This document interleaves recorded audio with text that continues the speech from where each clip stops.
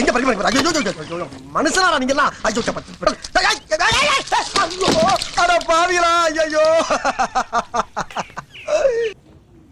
Mayor Priya அவர்கள் பேசினாங்க. Project பொறுத்த வரைக்கும் நார்த் சென்னையில வந்து குடியிருப்பு 20 years தான் இருக்கு.